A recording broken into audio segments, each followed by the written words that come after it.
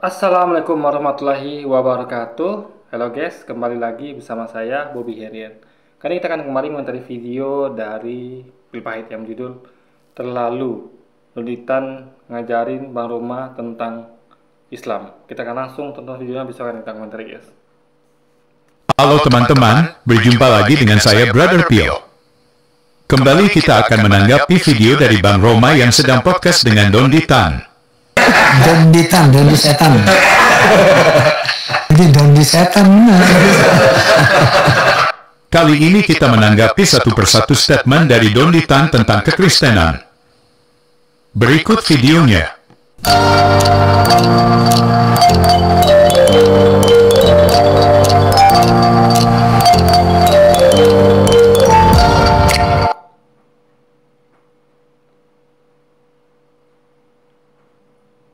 Barusan Don Ditan katakan bahwa Injil yang dimaksud Quran bukanlah Injil yang dimiliki oleh orang Kristen sekarang, melainkan Injil yang diturunkan kepada Nabi Isa dan bukan dalam bentuk buku. Tapi lucunya, Don Ditan tadi katakan bahwa kata Injil itu berasal dari kata Yunani yaitu Evangelion. Jika Don Ditan dan semua Muslim menolak Matius, Markus, Lukas dan Yohanes yang ditulis dalam bahasa Yunani, lalu mengapa kata Evangelion digunakan oleh Quran sebagai serapan kata Injil? Begini ya, kita tidak menolak Injil. Ya, tentu adalah kesaksian Markus, Lukas, Matius. Kesaksiannya secara utuh. Kita tidak menolak kesaksiannya yang benar ya. Jadi sama kayak gini. Ada mereka hadis. Kita di Islam itu mengenal namanya kesaksian manusia itu namanya hadis. Kebenaran Quran. Nah, kita percaya hadis, tapi kita tidak tolak seluruh hadis. Kita tolak hadis yang dhaif, palsu. Kita terima hadis yang sahih, mutawatir. Jadi hadis-hadis yang yakini kebenarannya. Sama kayak kita tidak menolak seluruhnya kitab Matius, Lukas dan ini. Kita hanya menolak apa-apa yang tidak sesuai dengan Yesus ajarkan. Kesaksian yang tidak sesuai dengan Yesus ajarkan. Ya. Misalnya Yesus mengatakan bahwa akan jahat ini meminta suatu tanda dariku. Aku tidak akan memberi tanda kepada mereka selain tanda Nabi Yunus atau Yonah. Seperti Nabi Yunus atau Yonah tinggal 3 malam dalam perut bumi, dalam perut ikan, begitu manusia akan tinggal 3 malam dalam perut ikan. Ini ada dalam perut bumi. Ini ngomong tentang kejadian penyaliban. Yesus ada di dalam perut bumi, bukan di kayu salib. Jadi adanya Yesus di dalam perut bumi itu sama seperti adanya Yunus di dalam perut ikan. Nah, lalu Matius, Lukas menyaksikan bahwa Yesus di kayu salib. Nah, kesaksian mereka ini nggak salah. Cuman yang salah lah mereka tidak ingat atau tidak tahu atau melupakan bahwa Yesus pernah ngomong bahwa dia tuh ada di dalam perut bumi. Itu masalahnya. Karena mereka menyaksikan sesuatu yang serupakan. Misal gini deh, ya. Saya punya teman saya ingat nih, teman saya ngomong dia bahwa Bob, ingat ya Bob, saya tuh mirip dengan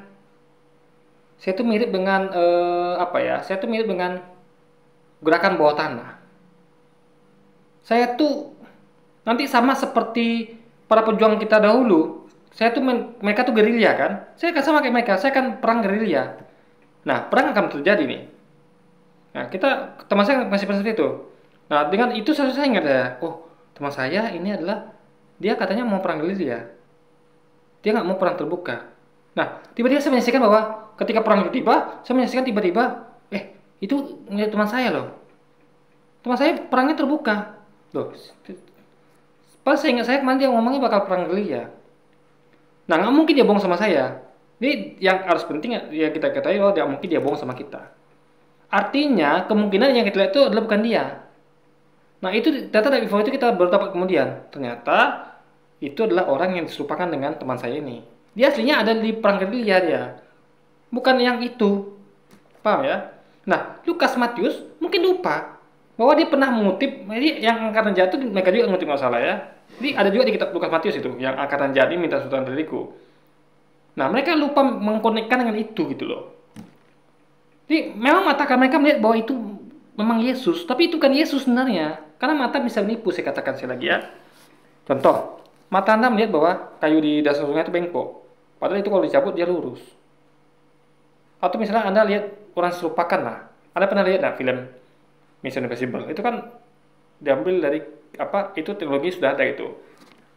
topeng yang mirip orang aslinya, gitu kan, ada. Sehingga orang bisa menyamar mirip orang aslinya, atau dengan teknologi kayak film-film atau apapun itu kan bisa dibuat seperti itu. Nah, ingat, ini Tuhan loh. Tuhan lebih canggih pada manusia. Tuhan bisa membuat teknologi bayi kembar. Apa susahnya bagi Tuhan membuat dua orang yang mirip? Apa susah bagi Tuhan? Kita ngomong lebih kepada manusia saja bisa buat teknologi itu bagi Tuhan. Nah, kita bayangkan Tuhan ngasih informasi bagi kita bahwa itu bukan Yesus, itu orang yang serupakan. Dan kita kembalikan ke kata Yesus tadi, bahwa dia itu ada di bumi. Kalau bedanya, itu dilakukan oleh Lukas Matius. Mereka bisa saja percaya dengan mata mereka. Memang apa yang mereka ucapkan salah. Memang mereka memang Yesus. Tapi mereka lupa bahwa itu adalah bisa dia yang serupakan. Karena mereka harus ingat bahwa Yesus ngomong bahwa dia ada di bumi. Sama kayak saya seharusnya mengatakan bahwa jangan, belum tentu itu dia. Meskipun kita lihat itu dia, tapi saya nggak betul. Maksudnya ini bilang bahwa sebenarnya bahwa itu ada di perang gerilya. Dia tuh akan melawan dengan perang gerilya. Itu bukan dia berarti. Simpel itu guys. Tinggal menghubungkan saja. Jadi kita tuh tidak menolak. Jadi kita tuh tidak menyalahkan kesaksian Lukas Matius, mereka itu memang Yesus, kita salahkan itu. Tapi kita kritik adalah kenapa dia tidak hubungkan dengan segmen Yesus bahwa dia dari bumi. Bahwa sebenarnya mereka menambahkan bahwa yang mereka lihat itu sebenarnya bukan Yesus. Itu logika pikirnya guys. Jadi harus pahami ya, menyalahkan seluruhnya dengan sebagian itu beda. Sekali lagi ya. Nah, makanya saya katakan bahwa kesaksian manusia itu adalah itu punya potensi salah dan hilaf. Kenapa manusia? Maka kita tuh tidak boleh membenarkan seluruhnya kesaksian Lukas Matius. Harus kita pilih-pilih. Itulah namanya cosmologi. Yang logis kita ambil, yang nggak logis kita buang. Gitu loh kita guys, gitu loh, ya kan? Bagaimana mungkin isi kitabnya ditolak tapi nama kitabnya dipakai? Kalau Quran, misalnya kita tidak menolak isi kitabnya, tapi kita tidak menerima semuanya dan kita menolak sebagian, gitu loh, ngerti ya? Kita menolak dan menerima sebagian, gitu loh. Kita harus pahami. Konsisten seharusnya menolak segala sesuatu yang muncul dari bahasa Yunani. Oh, beda. Ini nggak ada hubungan dengan konsisten. Ya, karena kita ngomong tentang manusia. Yang namanya pelaku sejarah, ya, apa ada kemungkinan dia tuh juga nggak mungkin bohong seluruhnya. Ada yang betul-betul dia tuh betul-betul melihat dengan dan itu pula betul-betul melihatnya gitu kan. Ada juga yang tadi itu yang diserupakan. Gitu loh. Juga ada juga yang memang betul melihat bahwa itu memang batu tuh kayu itu memang bengkok di lautan, dicabut itu memang bengkok gitu. Bukan fata morgana, tapi juga ada kejadian seperti. Jadi sekali lagi ya, jangan pernah lupakan bahwa kesaksian manusia itu adalah punya khilaf dan salah. Manusia nggak sempurna. Itu harus kita jadikan patokan. Dan tidak fair kalau mengatakan bahwa itu pasti salah semua, nggak bisa. Sebelum kita cross check. Dan kita menemukan dalam kepercayaan kita bahwa itu nggak semuanya juga salah gitu. Contoh kesaksian mereka yang melihat bahwa yang seharusnya Yesus itu nggak salah. Tapi mereka lupa menghubungkan dengan segmen Yesus bahwa dia ada di bumi ketika kejadian penyaliban. Itu yang lupa mereka konekkan, guys. Sehingga dengan itu mereka tahu bahwa nggak mungkin Yesus di kayu salib. Karena dia berkata dia ada di bumi. Sama kayak saya mengatakan bahwa nggak mungkin teman saya ini adalah di perang itu teman saya. Itu mungkin orang lain yang mirip dengan dia. Dia ada di perang Galilea, guys. Itu sih kita pahami lagi yang pikirnya. Faktanya kata Injil dalam Quran diserap dari kata Yunani. Pertanyaan kita adalah, apa isi dari kitab yang namanya Evangelion yang artinya kabar baik? Kenapa Quran menyerap dari kitab Yunani untuk nama kitab Nabi Isa? Apa Isa memiliki kitab dalam bahasa Yunani? Begini ya, nama-nama itu tentu ada nama pemberian manusia, ada nama dari Tuhan. Nah, Injil adalah nama pemberian dari Tuhan. Nah, jadi orang Yunani kan menerjemahkan Injil dalam bahasa Yunani, yaitu Evangelion. Ya, orang Yunani kan itu kan gini, bahasa asli Injil itu kan sebenarnya bahasa Ibrani. Nah, orang Yunani yang menjajah itu tentu menerjemahkan dalam bahasa mereka. Nah, termasuk ngadopsi Injil. Jadi ingat bahasa asalnya, tetaplah bukan Yunani. Jadi bahasa asalnya adalah dari Indonesia. Dari Ibrani. Itu saya pahami, guys. Ya. Jadi Anda harus ngerti itu. Jadi bahasa Yunani Injil itu bukan berdiri sendiri, tapi berasal dari bahasa akarnya Ibrani. Berarti benar Yunani mengartikan dalam bahasa Yunani itu benar berarti. Selesai. Kalau benar ya sudah. Nggak kita pakai, guys. Itu logika pikirnya. Tadi Don Ditan juga katakan bahwa Injil Nabi Isa hanya teruntuk Bani Israel pada waktu itu. Lalu pertanyaannya adalah, kenapa sampai abad ke-7 Allah dalam Quran masih menyebutkan Injil yang ada pada orang Nasrani pada waktu itu? Contohnya pada ayat berikut. Surah Al-Maidah ayat 47.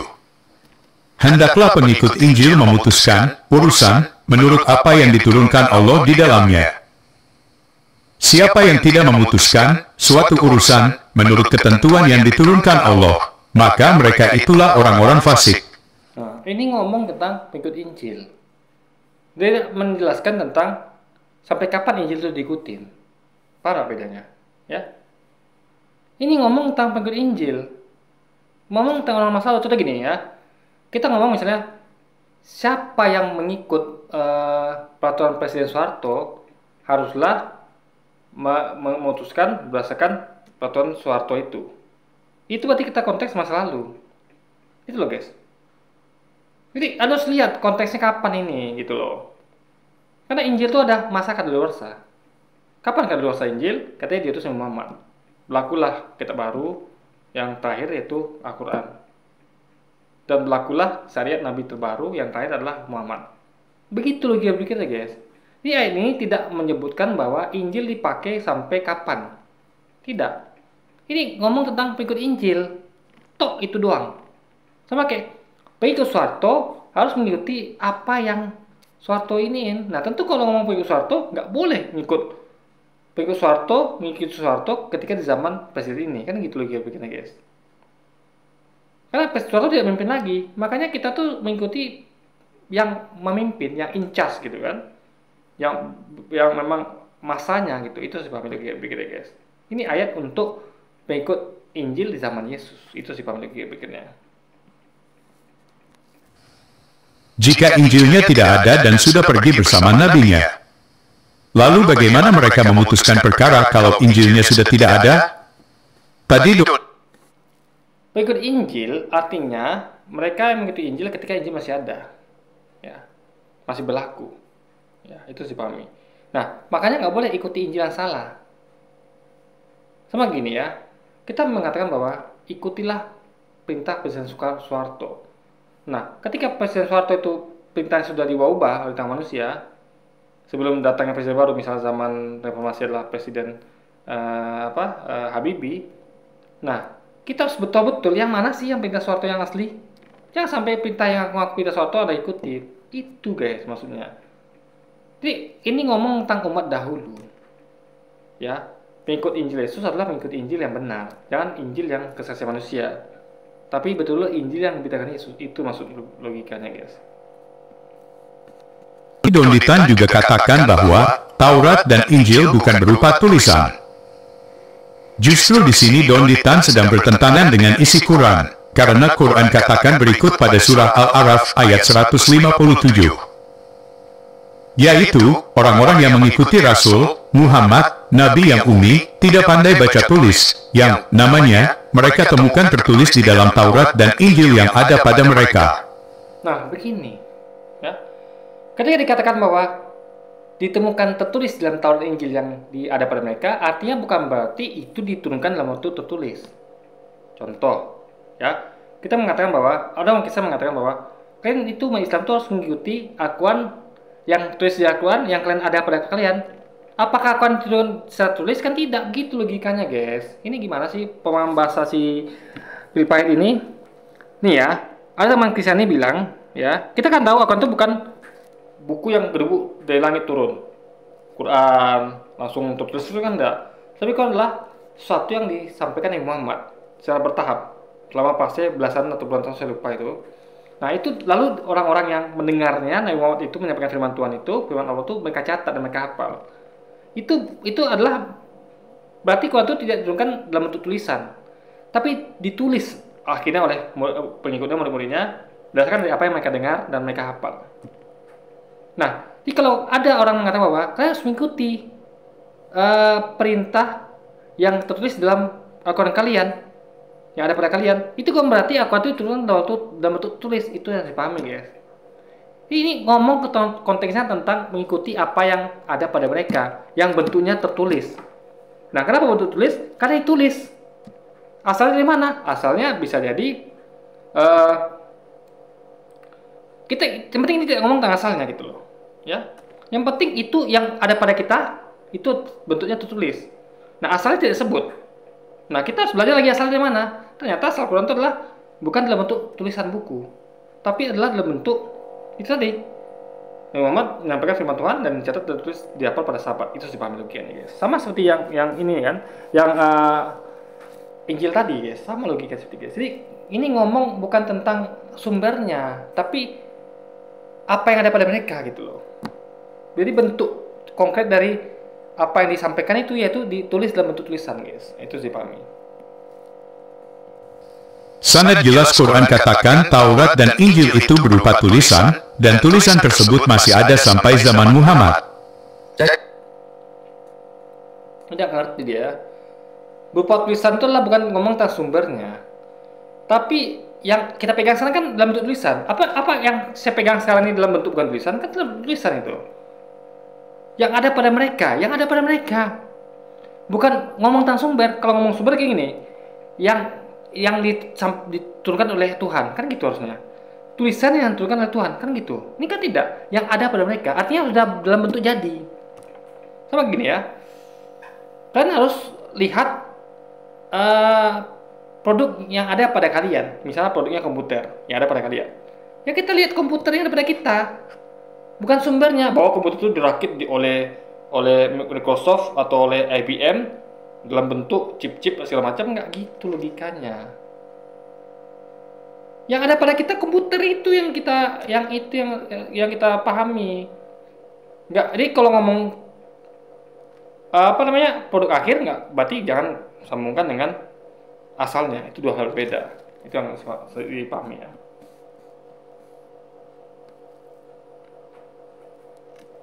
Barusan Don Ditan menyarankan orang Muslim tidak boleh menyebut kitab suci orang Kristen sebagai Alkitab. Dengan alasan, dalam Quran, Al-Quran juga disebut Alkitab. Oleh karena itu, dia menyarankan Muslim untuk menyebut kitab suci Kristen sebagai Bible. Begini ya, Alkitab itu adalah kitab, ya. Jadi memang kita mengetahui bahwa kitab itu bukan hanya Quran. Kitab yang pernah Tuhan turunkan kepada kita, ya, itulah disebut dengan kitab-kitab. Jadi ada Taurat, Zabur, Injil, dan Quran. Nah, jadi ini mengajarkan bahwa ya gunakanlah istilah yang jadi sama yang seperti ini dengan mengajak jangan pakai, sama kayak masalah wudhu ya. Kita menyarankan jangan pakai istilah wudhu, pakai istilah baptis. Nah, kalau Anda pakai istilah wudhu ya silakan. Sama kayak ini juga gitu. Jangan pakai istilah Alkitab, tapi pakai istilah Bible. Itu saja, di situ ya bermainnya guys. Jadi bukan sesuatu yang esensial gitu loh. Jadi yang ini ingin mengatakan bahwa harusnya kita memakai yang cocok sama mereka saja, yaitu Bible. Kalau Alkitab kan kurang cocok sebenarnya, walaupun mereka anggap itu cocok. Sama kayak pakai saja sudah baptis, nggak usah wudhu, karena bagi mereka tuh wudhu kurang cocok gitu guys. Karena wudhu adalah istilah kita gitu. Nah, jadi kita sadar bahwa Alkitab adalah istilah kita. Gitu. Jadi untuk biar nggak bercampur gitu loh. Ya Bible, kalau Bible kan nggak istilah kita kan nggak pernah memakai kata Bible dalam dalam Quran kita. Tapi kalau Alkitab kan itu ada di Quran kita. Jadi kata-kata Nasrani, ya Alkitab itu ada di Quran kita. Jadi biar untuk tidak mencampurkan, biar nampak bedanya di situ, guys. Itu harus pahami. Itu biasa saja menurut saya, sah-sah saja gitu kan. Untuk kedua kalinya Don Ditan menolak Al-Quran.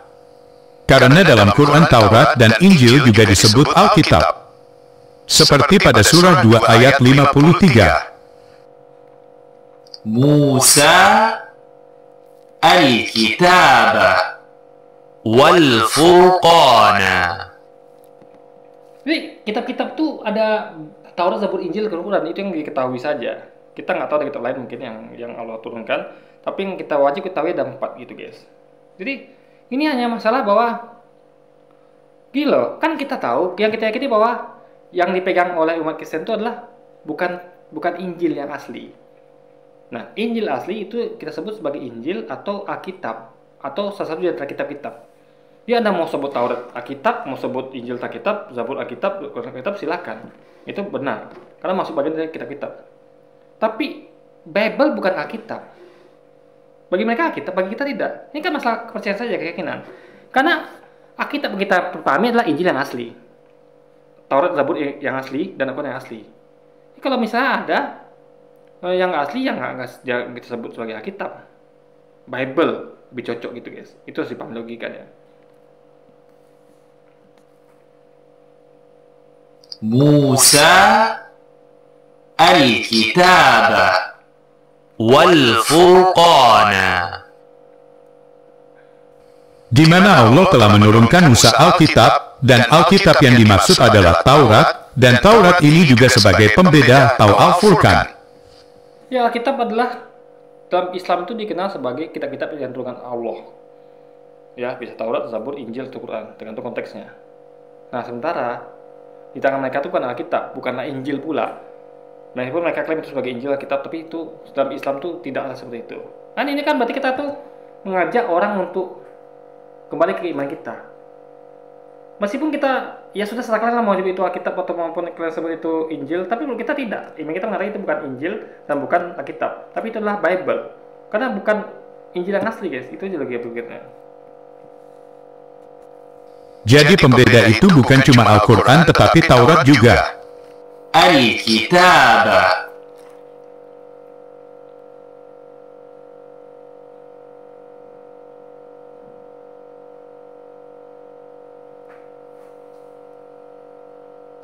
Dan pada ayat berikut, Injil juga disebut Alkitab. Seperti yang tertulis dalam surah 2 ayat 30. الكتاب. Masalahnya, Injil yang kalian pegang itu bukan Injil, tapi kesaksian Lukas Matius. Ingat, Yesus mengatakan bahwa aku yang telah memberitakan Injil kepada kalian. Injil kata Allah kepada kalian. Injil adalah apa yang Yesus beritakan, bukan apa yang disaksikan oleh Lukas Matius, bukan. Sama kayak Al-Quran adalah apa yang diberitakan oleh Muhammad, bukan apa yang disaksikan oleh Umar, Ali, dan Utsman. Itu pahami ya. Apa yang disaksikan oleh Ali, Utsman, tabin-tabin itu adalah hadis, kesaksian manusia, sejarah, versi manusia. Itu sih pahami guys, kegiatan pikirnya. الكتاب. Jadi kata Alkitab dalam Al-Quran itu juga sebutan untuk Taurat dan Injil. Tapi anehnya, seorang mualaf justru mengajari Bang Haji Roma yang lahir Islam tentang Islam. Lebih menariknya, Quran selalu sebut Yahudi dan Nasrani sebagai ahli kitab. Pertanyaan kita adalah, bagaimana mungkin disebut ahli kitab, sementara kitabnya sudah tidak ada atau Begini, Yahudi Nasrani yang sama maksudlah Yahudi Nasrani awal. Ingat gini ya, saya terangkan ini ya. Dulu ya, Tuhan itu tidak spesifik menyebutkan bahwa mereka ini umat Islam. Mereka hanya disebut sebagai Muslim. Ya, jadi bahasa Muslim itu adalah bahasa lain dari orang yang tunduk pada Tuhannya. Jadi mereka ini adalah orang-orang yang tunduk pada Tuhannya. Jadi orang-orang Yahudi Nasrani itu adalah orang-orang yang tunduk pada Tuhannya. Kita ngomong tentang Yahudi Nasrani yang awal ya. Ingat, yang pertama itu tidak ada agama Yahudi, agama Nasrani tidak ada. Yang ada adalah umat Yahudi, umat Nasrani. Nah, kenapa disebut umat Yahudi? Karena mereka adalah bangsa Yahudi. Kenapa disebut umat Nasrani? Karena mereka mengikuti Nabi yang berasal dari Nazaret, yaitu Yesus. Nah, itu bukan suatu agama, tapi adalah julukan. Sama kayak umat Islam, itu kadang-kadang disebut sebagai umat Madura, karena Islam yang berasal dari Madura. Atau umat Aceh, merujuk nama, atau umat Indonesia, merujuk sebagai nama negara atau nama tempat. Kayak Yahudi bangsa, Nasrani nama kota. Nah, ini agama sebenarnya bukan, dari muncullah termin agama Yahudi, agama Nasrani yang sebelumnya tidak ada. Nah, mereka sudah sampai ke situ, ya. Nah, sebenarnya gini loh. Sebenarnya kan karena mereka yang melabeli itu nama agama, sebenarnya kan bisa masalah bisa tidak. Kenapa bisa masalah tidak? Masalah adalah gini. Karena kan kita tuh harus ikut Tuhan. Tuhan yang layak berhak memberikan itu nama agama itu atau kaum itu. Tapi selama tidak menyimpang, karena cuma masalah nama, agama bukan masalah agamanya bukan ya, tapi umatnya. Agama tuh misalnya masalah gitu. Ya, apalagi praktiknya. Ya. Jadi kalau misalnya Anda sebut agama Kristen, menurut saya tuh sebenarnya nggak terlalu masalah agama Kristen mau agama. Cuman itu kan terlalu menyimpang jauh. Awalnya kan ya, sebutannya adalah umat Yahudi, umat Nasrani, dan Yesus pun taunya hanya umat Nasrani. Daud pun, Musa pun taunya hanya umat Yahudi. Memang kita tidak tahu ada agama Yahudi, ada agama Nasrani, atau bahkan umat Kristen atau agama Kristen. Yesus cuma tahu umat Nasrani. Itu saja. Itu sih pahami guys. Jadi suatu yang tidak Yesus ketahui itu berbahaya. Yesus tidak pernah mengajarkan hal itu. Kalau umat Nasrani itu disebutkan di zaman Yesus, Yesus tahu, Yesus tidak marah, berarti itu kan boleh. Tapi jangan tambah sesuatu yang ketika Yesus pergi, ada buat orang baru seperti agama Nasrani, atau ketika Musa pergi ada disebut sebagai agama Yahudi, atau ada bahkan lebih ekstrim lagi umat Kristen atau agama Kristen, itu yang lebih fatal lagi guys. Suatu yang tidak diketahui oleh Nabi Yesus itu, karena dia itu, jadi kan Kristen itu kan baru disebut, mereka tahu kali disebut Kristen di Antioquia, ya pertama kali mereka sebut Kristen itu Yesus sudah pergi. Artinya Yesus tidak tahu hal itu yang berbahaya. Tapi kalau selama itu disebutkan, dimensi ketika Nabi itu ada, itu bukan suatu masalah menurut saya, gitu kan. Itu sih pahami guys. Palsu. Oke teman-teman, demikian tanggapan kita. Jadi, apalagi isinya bertentangan gitu. Apa yang Yesus ajarkan atau apa yang Musa ajarkan. Itu yang dipahami logikanya guys. Ya. Tapi lihat Islam itu betul-betul di Quran itu memang nama itu yang diberikan Tuhan kita pakai. Tuhan memberikan nama itu Islam kita pakai. Tuhan memberikan sebutan kita Muslim kita pakai. Bahkan Tuhan memberikan sebutan Muslim bagi pengikut Nabi Isa atau Yesus atau pengikut Nabi sebelumnya, dan mereka beragama Islam itu kita pakai. Jadi kita pakai itu betul-betul apa yang dimention di kitab suci. Kalau mereka tidak, memang sebut kitab suci, tapi itulah kesaksian manusia yang menyampaikan sesuatu yang tidak dari Tuhan gitu loh. Jadi bukan Tuhan yang memberi nama agama Kristen atau umat Kristen, atau agama Kristen atau agama Yahudi atau agama Nasrani, ya. Bahkan bukan Tuhan juga yang memberikan label umat Nasrani dan umat Yahudi. Nah, Tuhan menyebut umat Nasrani dan umat Yahudi di Al-Quran itu hanya karena mengikuti mereka yang memberi nama diri mereka seperti itu. Sama kayak misal gini, pembaca berita membaca berita bahwa anak pang telah melakukan kekerasan atau melakukan kriminal. Nah, kenapa pembaca berita menyebut anak pang? Bukan berarti pembaca berita itu yang memberikan label anak pang, tapi ketika mereka ngasih label itu, maka pembaca berita itu hanya menyebutkan apa yang ada di lapangan. Sama kita Tuhan begitu. Ketika Tuhan menyebut tentang umat Yahudi, itu Tuhan menyebutkan sesuatu yang sudah ada di lapangan. Itu nama mereka berikan sendiri. Tapi itu tidak masalah sebenarnya, karena Tuhan tidak pernah atau Nabi itu tahu tentang itu dan tidak ada masalah. Tapi masalah adalah ketika ada hal baru, yang ketika itu baru terjadi ketika Nabi itu pergi, itu baru masalah. Ya, seperti kata-kata ya seperti agama Yahudi, agama Nasrani, umat Kristen, agama Kristen itu masalah karena itu disematkan oleh manusia itu ketika nabinya sudah pergi. Ini nabi itu tidak tahu tentang itu. Nah, itu harus dihindari guys. Ya, karena tanpa sepengetahuan nabi. Oke, jadi mungkin sekian dulu aja video kita kali ini dan sampai jumpa lagi di video selanjutnya. Wassalamualaikum warahmatullahi wabarakatuh guys.